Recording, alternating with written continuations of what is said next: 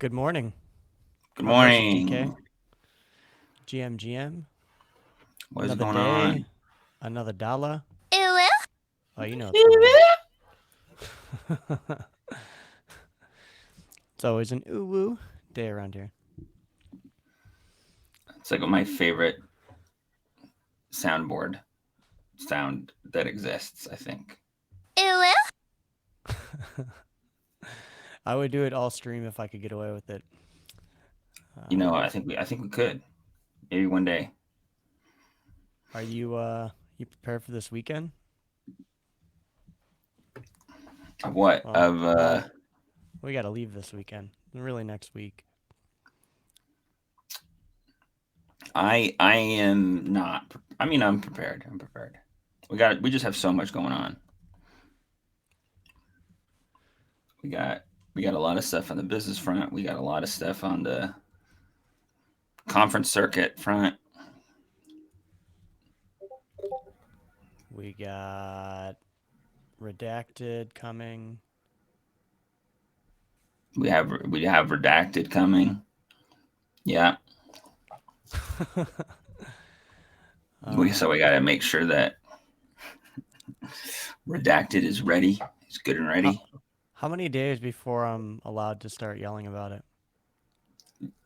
You might be able to yell about it now. Honestly, Yeah? Have you checked our Twitter this morning? No. Me neither. Dude, I woke up, brushed my teeth, and immediately started like looking over stuff for this morning. Um, let's see. All I see is a GM 5 hours ago. Okay. You said it to me like I was gonna find something that was going to, like really Hey, piss me off. we got some scheduled tweets, and I don't know. It might have already went out the door. I know it's scheduled for sometime today, but maybe we pull back. I have no idea. Nah. You already said too much. If it was scheduled for today, I'm gonna be on their ass when we get off of this call.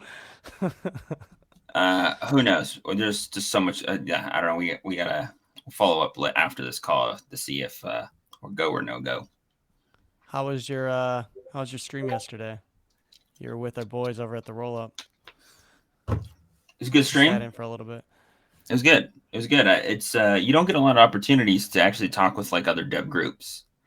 Like everyone goes into like their little silo and they make their own opinions and they start doing like priority planning and like developer SDLCs type planning, and then it's just sometimes interesting to have discussions with other people in the industry, other groups in the industry, on like what actually is are you working on, right? Like what are they bullish on, what are they bearish on, what technologies are they looking to implement. It's we should do more of it. We can do more of it here. Yeah, I thought it was kind of cool. They had it was kind of protocols that we were meshed with in different ways. Like you had Thales and Buffer on one side of things that are more on the, we'll say, option structured products, and then Bond Protocol that is really focusing on like this new option liquidity mining. They're doing very similar to our options liquidity mining. I Do thought it you was know a cool chat. when when is Bond Protocol supposed to launch that? It's a good question. Should message text our big fish Joe. I mean, we can. I was just I don't know. I They discussed it with us not too long ago, but I'm not sure how far they are from being ready. Yeah, I'm kind of interested to see how they all work in action. Oh, their option liquidity mining's live. Um, they went live on the 7th, Oh, yesterday. yesterday. Yep. Nice. Congrats to them. Yes!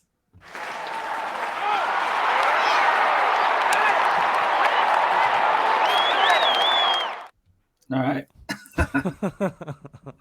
Let's speaking of the options, DeFi option space, what happened last night? I know we were up late reviewing. So CFTC pulling out some guns, shooting from the hip. Oof.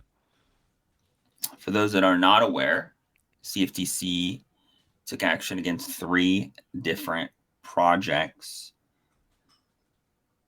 and a little bit different on all of them on what they went after.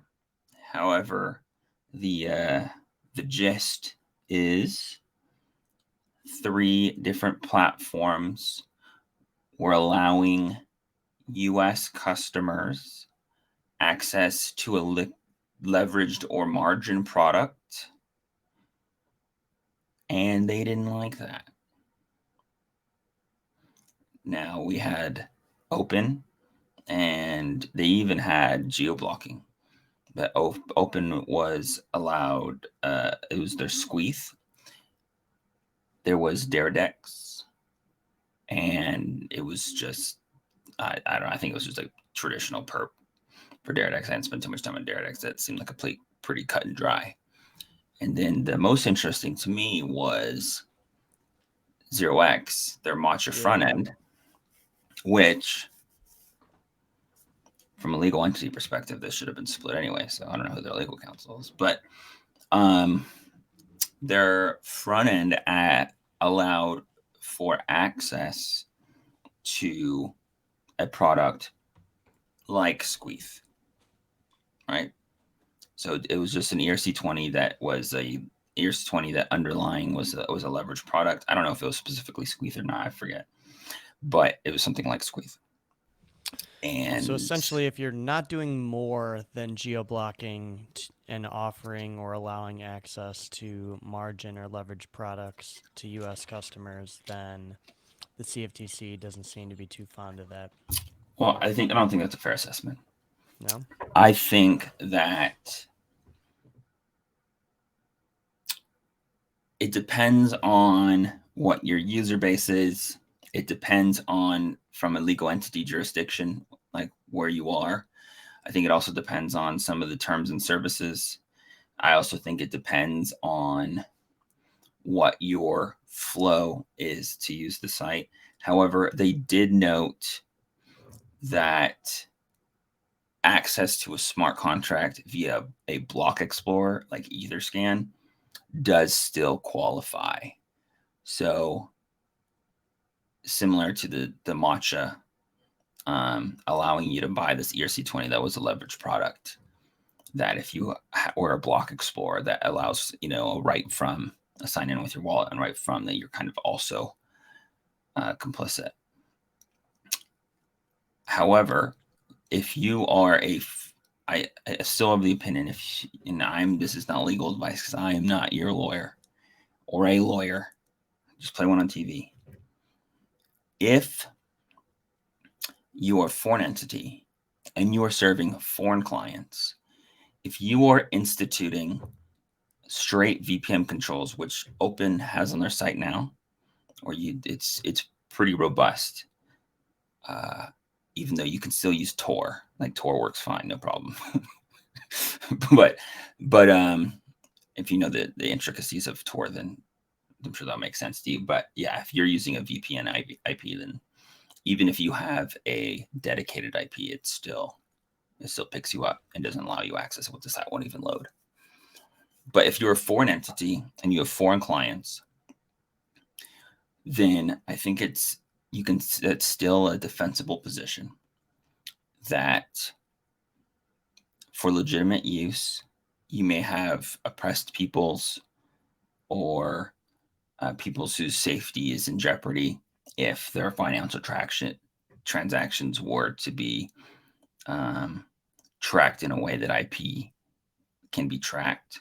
And so the use of a VPN to obfuscate the IP address is still fine because you're a legitimate and lawful user of the platform, right? So there's just an extra privacy consideration there, right? A lot of countries have the right to privacy.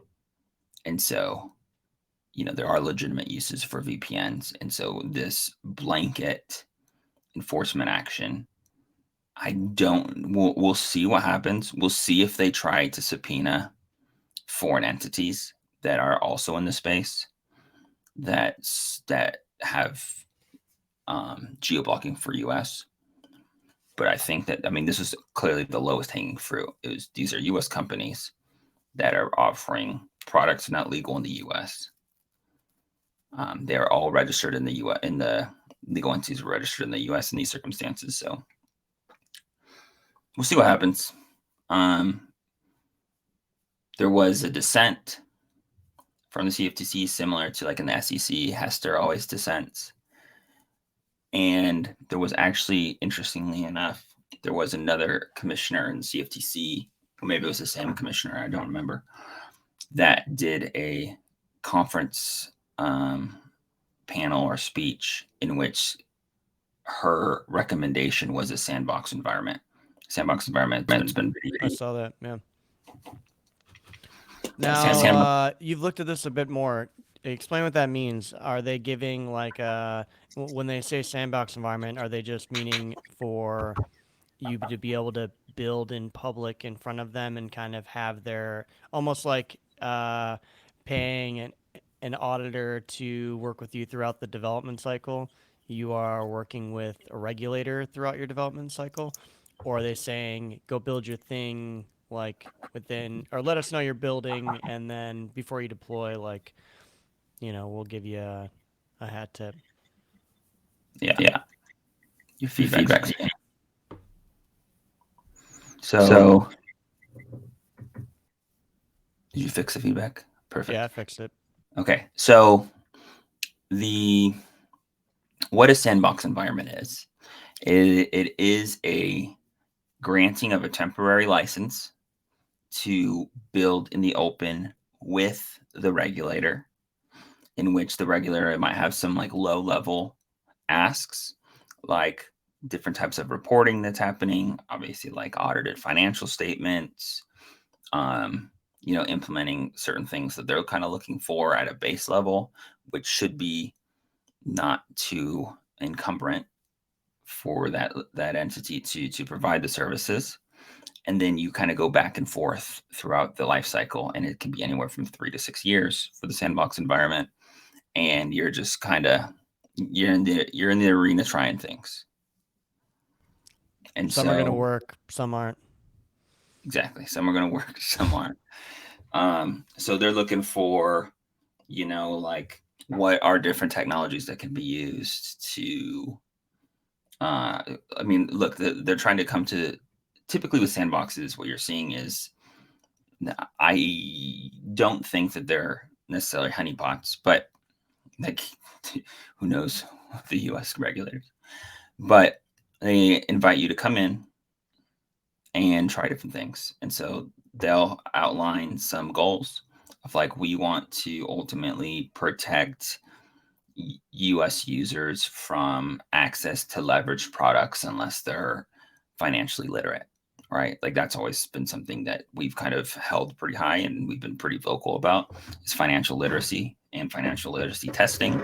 Now, whether that not there's a accreditation or a minimum, portfolio amount for something like that is up in the air. But, before you use a leverage product, you should understand leverage and you should understand liquidations, right? Like full stop. And so you would work with them to put together a program in which that the users would need to fulfill some sort of requirements to make sure that they understand those types of products. They give you a temporary license to be a futures commissions agent or, a swap dealer. And then you would just start working back and forth of like, what, do we need? Can this ultimately fit in the licensing regime that currently exists? If not, do we make a new one? Like in parallel, they're also probably going through like, what's a security, what's not a security. And so, yeah, it's just a back and forth. And you have open access to the regulators, right? It seems like a win-win for both. they outline what they want in the end. You kind of are the experts in the space, and you help get it there, and you help kind of build the structure and the format of what it will look like in the future. So I would be open to that.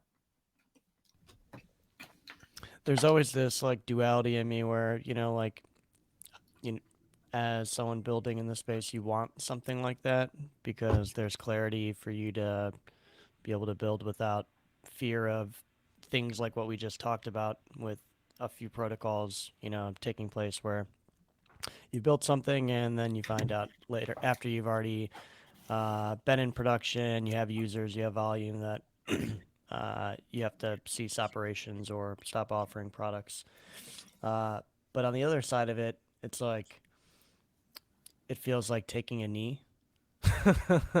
Like this is decentralized finance. Uh, why are we in the first place even negotiating with terrorists?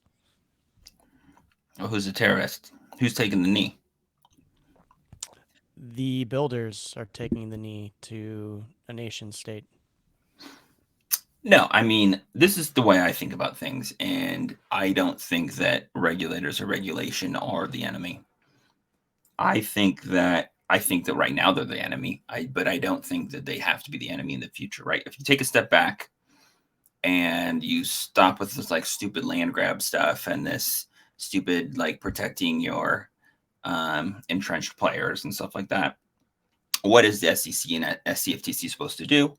They're supposed to help the investing public navigate away from scams, Ponzi schemes, fraud, bad actors, stuff like that, right? And so they impose a lot of these requirements to kind of be able to do that at scale, right? And so That's audited where financial statements to make sure you're not, embezzling money or cooking the books, right? Like that's the fundamental reason for a lot of these statements, right? Okay, but you can't have, right, like the US government, the corporation, has an organization that is making sure that other organizations are following these rules, but yet they don't follow those rules. So it's a broken system from the get-go. I think like I just have a more, as cliche as it is, like libertarian stance on it that it's your money. There shouldn't be any government body telling you what you can or can't do with your own money. You earned it, you worked for it, and I think like my issues with them stem from that core belief that you worked for something, you were paid something in exchange for your work, and now you have some group of people that may not be as knowledgeable as yourself on the area in which you'd like to invest or deploy your capital, telling you what you can and can't do. Um, it just seems like counterintuitive to being born a free human on this earth. I mean, I said this yesterday. The uh, accreditation, like an accredited investor, is like a really stupid program, and the fact that it is gated by a large amount of liquid capital is actually, I think, just a way for large value capture to be captured by already rich players, right? Like that seems just like a lobbying fucking. Totally agree. Yeah. So, however, with that said, I do think the general investing public are morons. I don't We need to disagree. protect them from themselves. Okay. That's Like, where I disagree. see, It's like how many it's a dog eat dog retirees world. get scammed from like IRS scams and like the Nigerian print scams and like it happens all the time. That comes to, you could create more secure systems in which 80-year-olds who think that Microsoft would call them about their expired McAfee or their processes that aren't running in the background that should be, so that they can't just send $50,000 to some Nigerian prince or Microsoft tech lead. Uh, I don't think that that person shouldn't be allowed to send money to someone in India in that amount just because they're old and the government doesn't know who that person is. I think that there should just be protections in place, or more steps maybe once you're trying to send certain amounts, which I don't even know what I'm talking about here because it already is. Like, Yeah, I think you're arguing a different point than what I'm arguing. Like, I agree with you in all those points. All I'm saying is that, like, if I were to open up a portal of investments that I can make today, right? A list of investments that are safe for me, right? Okay, there's so many options here. All right, and that's what a traditional brokerage experience is, right? Like, you have all these U.S. listed securities. These are safe companies. They clearly aren't. Well, for the most part, the 99% of them are good actors. They're trying to build successful businesses, and that's capitalism. But right? are penny stocks safe?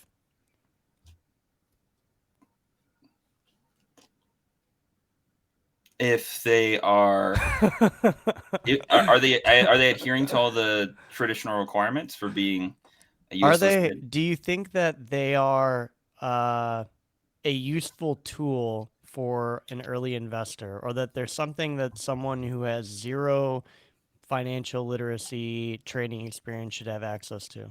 No. But they do. Yeah, and I think that there's, I think we should have, like, we NASDAQ, don't have New York Stock Exchange, like those types are your top tier, right? You don't need any experience. You can just drop in and invest your 401k in these types of things and have no financial expertise, right? I also think that financial literacy is like a core thing that should be taught in schools. I agree. However, that's not the case, right? And most people, it confuses the hell out of them, and like they need to be protected in a way that, like, I just want to do some investments. I want to try to plan for my retirement. Like, you need to plan for your own retirement nowadays. Like, pensions are dying. By the time that we retire, there's going to be no Social Security. You know what I mean? Like, so you have to start planning for this. So I think that it should be a fundamental, like, knowledge base that everyone knows, but that's not the case right now.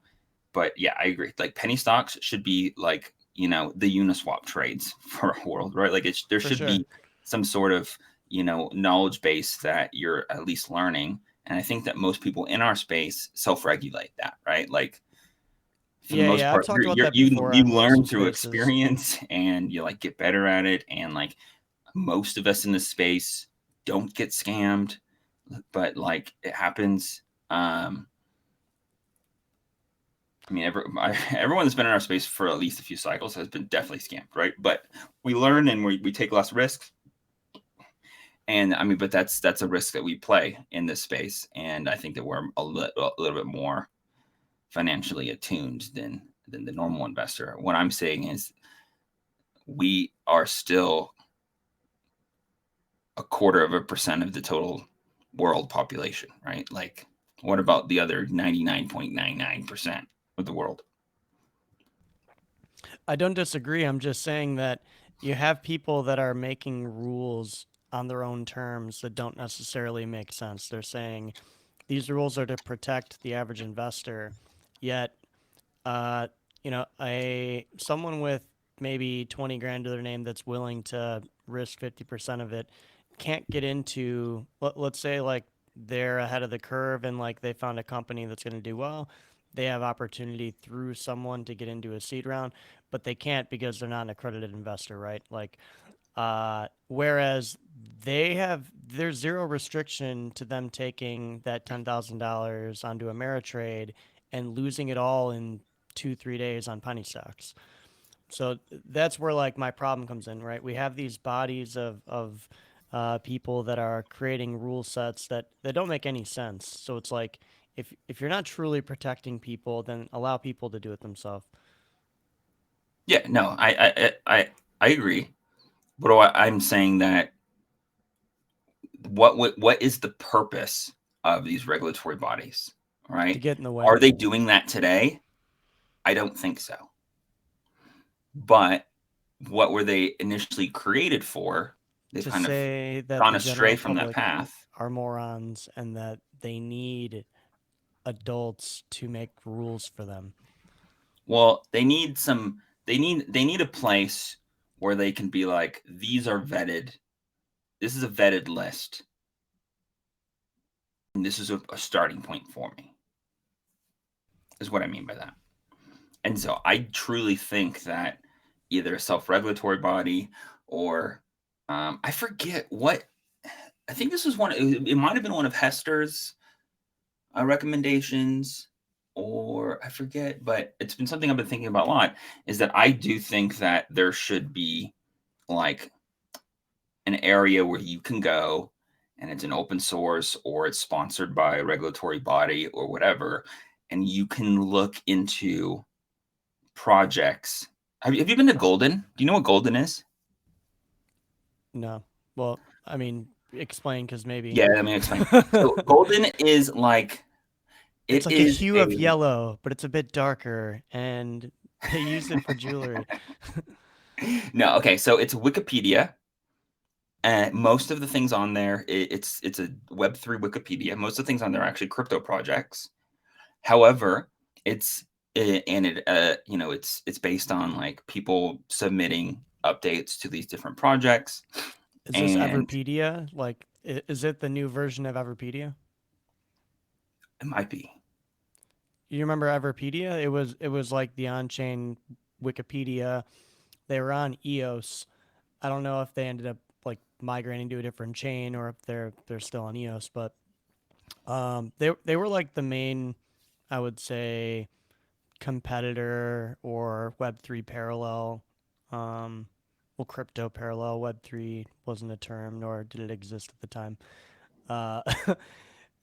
Crypto parallel kind of company that was, in the information retention and publishing realm. I don't know. I know that there's the Golden was something I think before, or maybe it was Brain Trust or Brain IQ or something like that. There's a few different in the Web3 space. However, what Golden I think is the front runner right now, but they're also like I think the most well capitalized. Is like Wikipedia, people can go in and add edits. However, it's kind of tailored to like crypto projects, at least in its initial form it was. And so you can go in there to Golden, you can type in, a project. It will give you the financing and investment and capital raised, right? Like, and a history of all of that, and like, different sources to different articles. And it's a bunch of like, it's a bunch of curated research.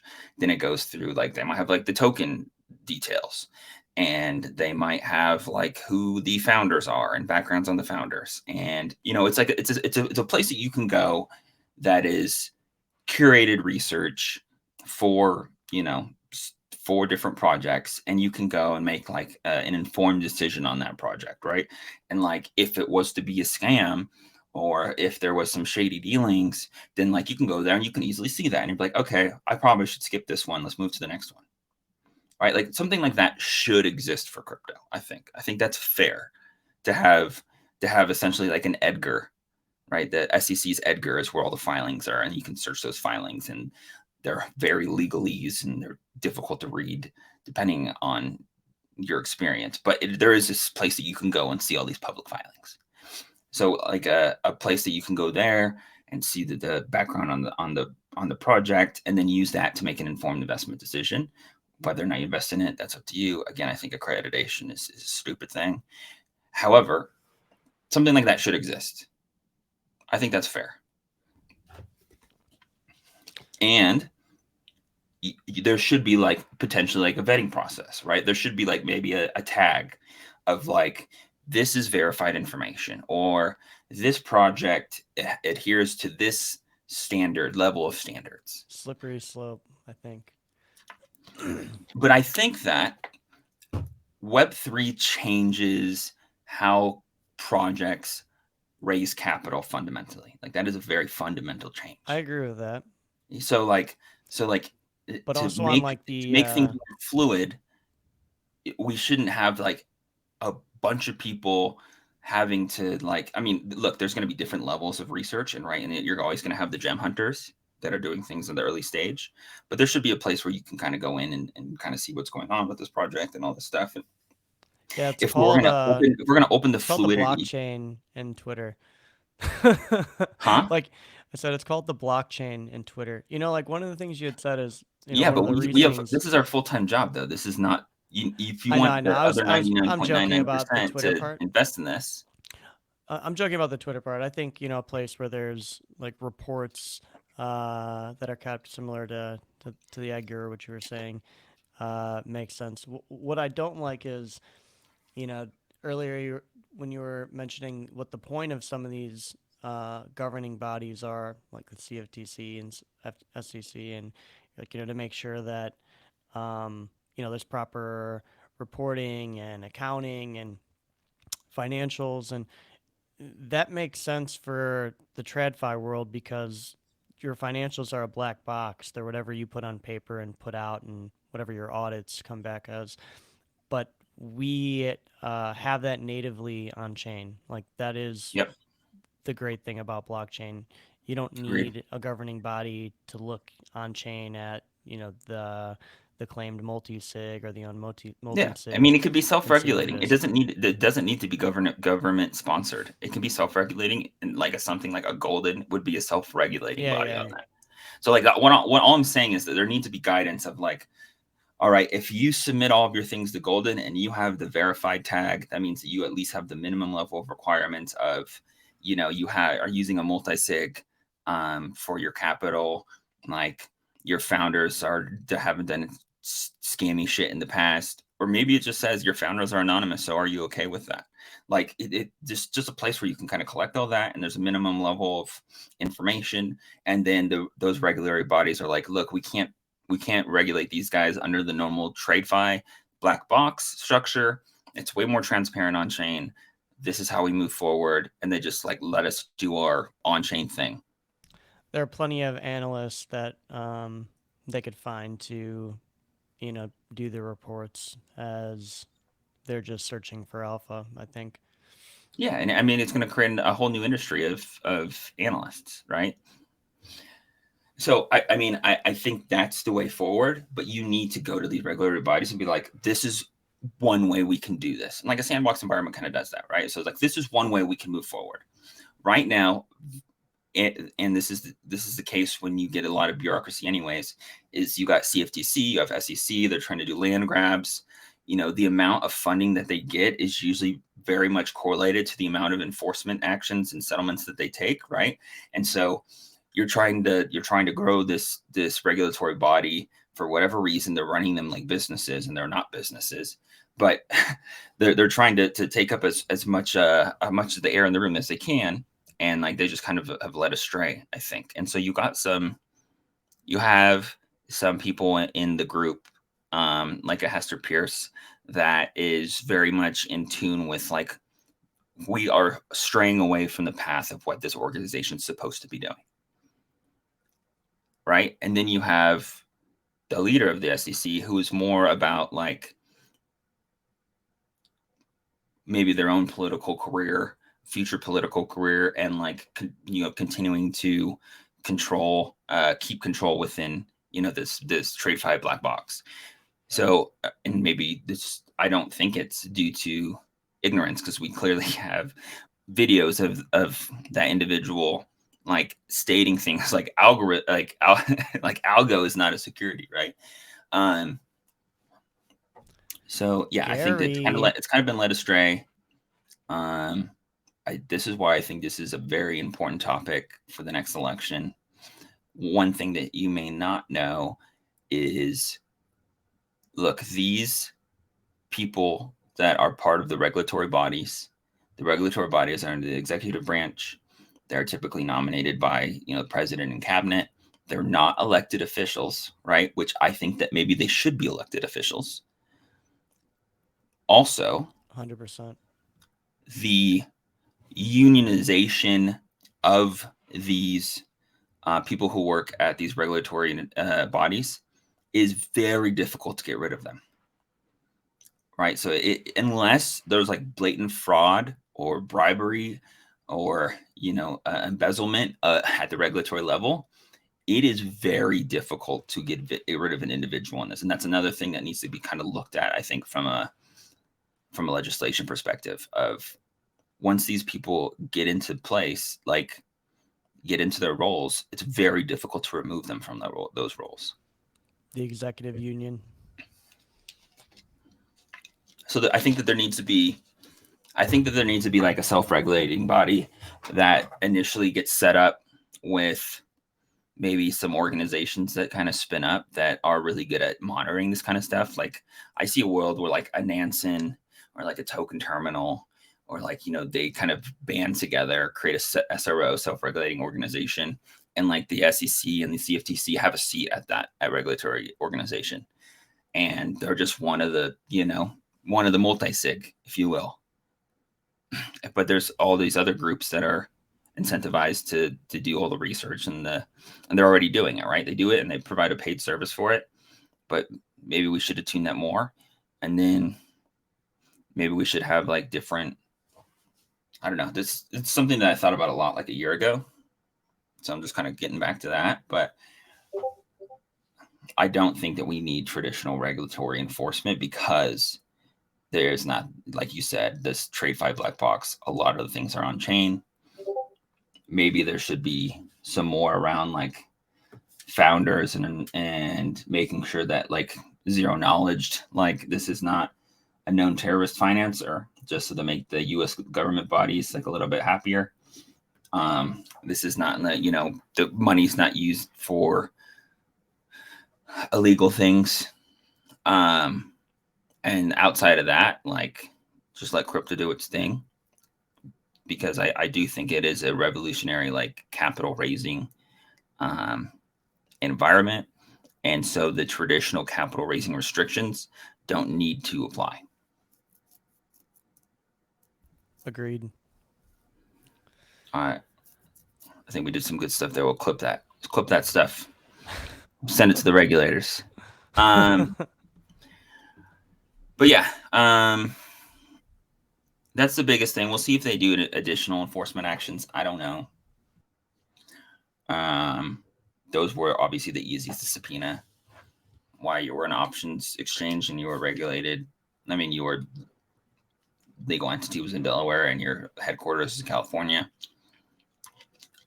I don't know, but that does concern me with DYDX, because DYDX is a company I believe is in California. Their foundation is offshore, Switzerland or Cayman. I think Switzerland, maybe.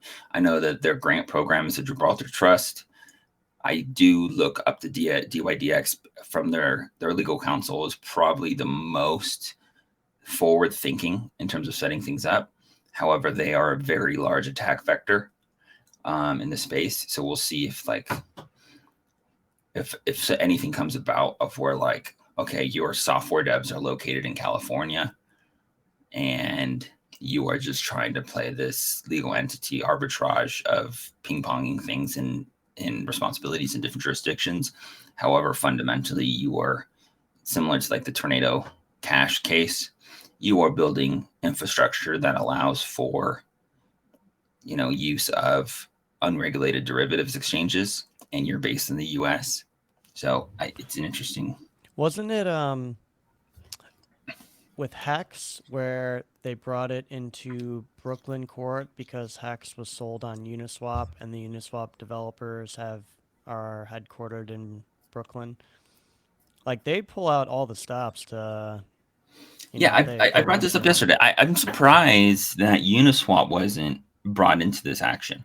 Now, I don't know if you guys remember this, but like, I think it was like late like DeFi summer, or maybe it was 2021 at some point. I don't know, but it was pretty early that Uniswap stopped allowing synthetics, like S products on their front end. You couldn't use them. You couldn't look them up. And that's an interesting. It's interesting that happened. I don't know today. I don't know if like Squeeth, like the product Squeeth, is available on Uniswap today. I don't know if maybe some of the policies that you kind of, you know, that you use when interacting with the Uniswap front end protected them from this, and maybe, you know, these 3 different groups had poor policies. But it's interesting because like you look at something like you have like an Avo and an Open and a Uniswap, and they have the same investors. And so how did one not get the same information that another got? I don't know. It's an interesting take, especially since I know that they've spent a lot of time on making sure that they were compliant in some regard. Or maybe it's just that these 3 settled and were compliant, and maybe there's something going on behind the scenes with Uniswap and they're trying to fight it. I don't know. I do think that a lot of these groups could have fought and maybe potentially like had a defensible position. But one thing that was super interesting to me on the Open product was maybe it's because it's Open's product. You know, like yeah, they're but not think about Uniswap's think about workers. 0x though. For the Matcha, it wasn't Matcha's product. It was that they allowed access to products like Squeeze. So it's essentially the same thing as Uniswap. But isn't that because of their, like, the company that owned their front end was in the U.S.? Yeah, but Uniswap Labs is in the U.S. Is that the one that owns the front end? Yeah. Okay. Yeah, then strange. Yeah, I don't know. That's why I think that maybe they didn't specifically look at Squeeze, but maybe there are like other products. I don't know if they actually put this in the document or not, but I didn't see it. But maybe there was like specific products they're looking for, and Uniswap did not allow you to trade those products. However, Matcha did, or maybe it was because Uniswap uses their approved list, and then if you go around the approved list, there's a little like check mark where you have to be like, I verify that this is not on Uniswap's approved list of assets, and that one check mark is actually considered a legally binding contractual agreement.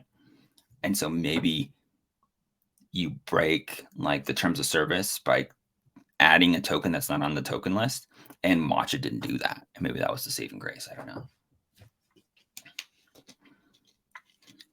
I have alpha on like the ways that I'm kind of thinking about this stuff. There are definitely ways and technologies that you can use today to better help yourself outside of, you know, restricting legitimate lawful users of your product by putting in some sort of like, you know, VPN guards. But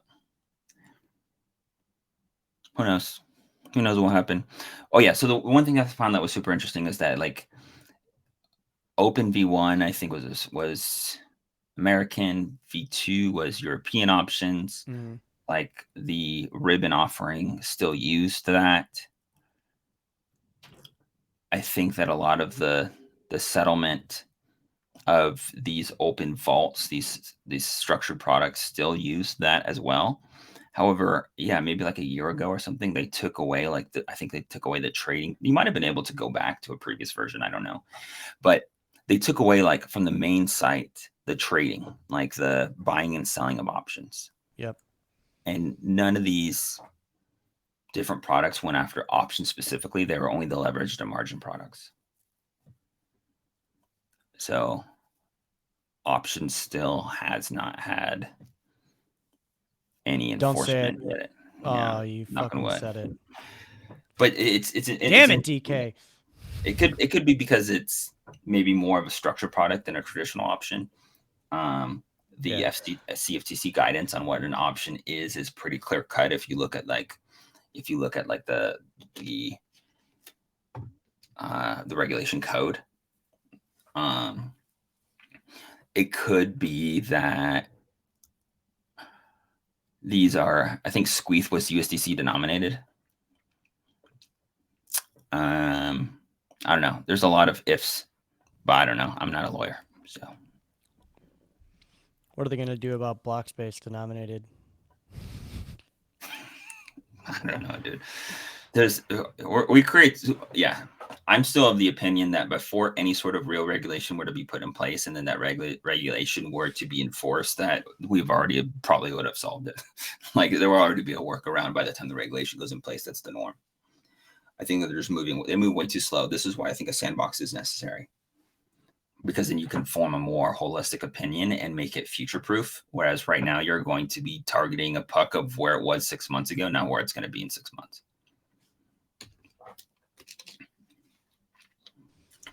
Anyways, well, that was a long discussion. I feel like the wrong people, like I think first before we have, if we were to move to this sandbox arena, we need different people in place of power, because the people who are there right now don't, it doesn't seem understand, nor do they want to understand like what it is that's being built.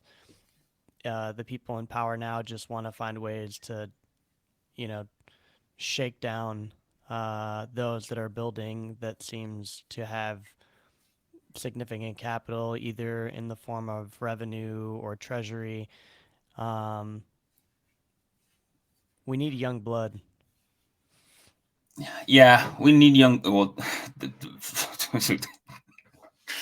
Mitch McConnell and yes, we definitely need young. We definitely need. Yeah, Jesus. I mean, we're like we need people that are not having like seizures on national television on a regular basis to be in charge. Walking out of Medal of Honor ceremonies. Yeah, having seizures on TV. Yeah, we definitely need. I don't know if you saw the up only. There's an up only graph of like the average age of people in the Senate. it's an age graph, and it's like up only. There's another lady that I want. Finkelstein. Yeah, she's like her power. She's given power of attorney over to like her like daughter or granddaughter or something like, and she's still in Senate, is it, or Congress? Like she's it's Finkelstein. She's California. Yeah, there's plenty of them. Like what the fuck is going on? There's so much other shit confusing people that nobody talks about this. Like it's not an issue. Whereas it should be an issue that like is talked about. Like they have so much other shit that they're throwing at people that doesn't really matter to confuse them. Where we don't. We definitely need term limits on the Senate. I mean, just to kind of cap some of this, but I don't see it changing. Majority of the voting public now are boomers that are retiring. They're going to vote for other boomers. So I think it's going to be like 20 years before like this actually like fundamentally changes. Unless we put like there's a lot of things that we can we can put it in legislator. Like if you're an elected member of Senate or Congress, like you shouldn't be able to make like willy-nilly investments. Like that should just be a fundamental. Like if you're in the finance industry, you can't.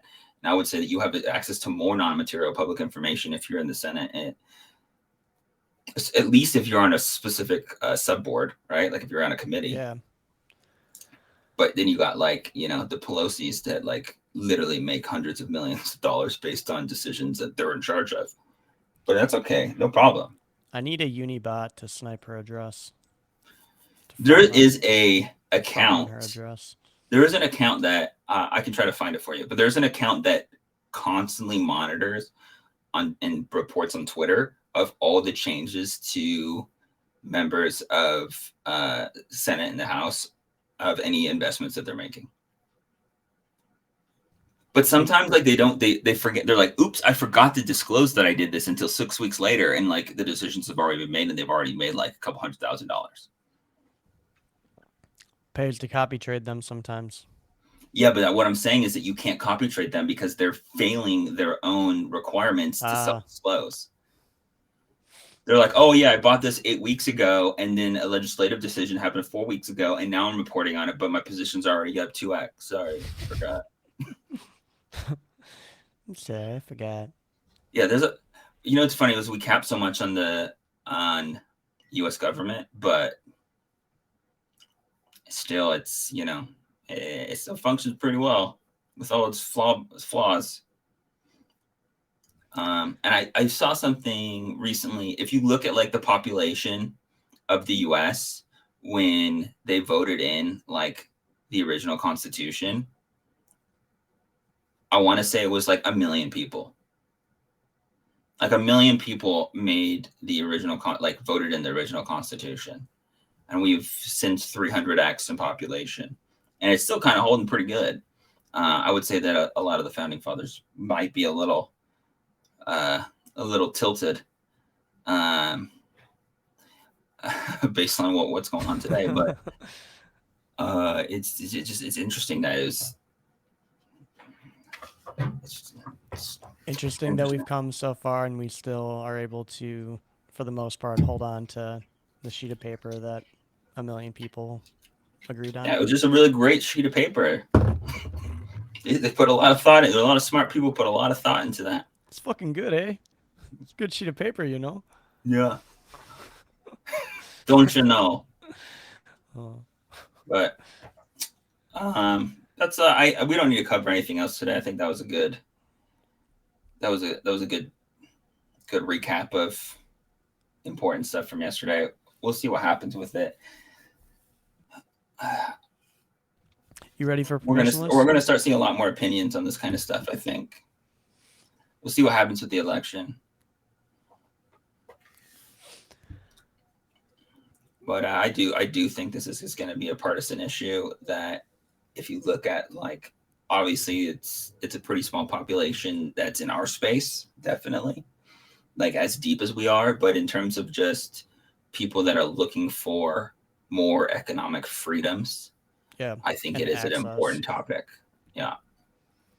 It's not specifically to crypto, but just more about economic freedoms and the way that the U.S. is managing their budget. And if you just look at like stuff like that, then I think that the U.S. It will be more of a bipartisan issue.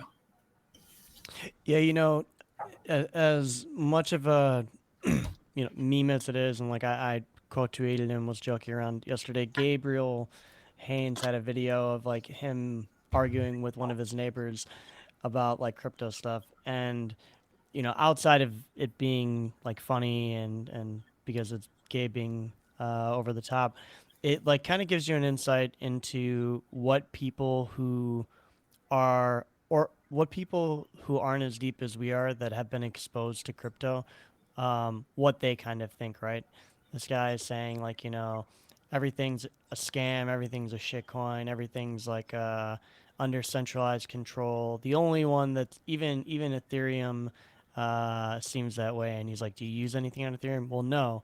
He's like, well, there are plenty of people that use them. It's not just developers, but a lot of people still have this connotation that everything going on in crypto is just for like developers and crypto nerds and or Web3. We all gonna make it, guys. So like changing that perception, I think by having more clarity, is always a good thing, and getting it more in the kind of in the public eye. Like people want clarity. People want to know that there's actually useful products. I guess this is like counterintuitive to my original point. Like people should be able to do whatever they want, right? Because, as you said, people are morons, and if they don't know, if they don't have the facts, then they can't make informed decisions. I guess my issue is more is like who is providing those facts and who is deciding like what is fact. Yeah, and that's why I do think it should be like a self-regulating organization where like there's a table, there's a board, and that board is made up of groups like Nansen and Token Terminal and like a Glassnode, like these like industry data providers and insight providers, and then the CFTC and the SEC and maybe the FCA, and like they have a seat at that table as one of the board members, but they don't have ultimate control, right? Like they can voice their concerns, and as a group, they can make a decision, and then that's how they enforce the standards. And then to be on this to have the minimum level of disclosure needed to kind of hit the list, and so people can kind of be like, okay, this is my first stop for what is allowed for like listing on exchanges, right? Or what is allowed for like whatever. This is the kind of this is what you have to have at a minimum. And maybe there's tiered exchanges, and like there's the highest tier is how you get listed on Coinbase, and the lowest tier is how you get listed on anything, or get listed on another centralized exchange. And if you have no tier, then Uniswap is your space until you mature enough to kind of hit these. Or maybe you don't want to, adhere to the standards, and so you always be on Uniswap.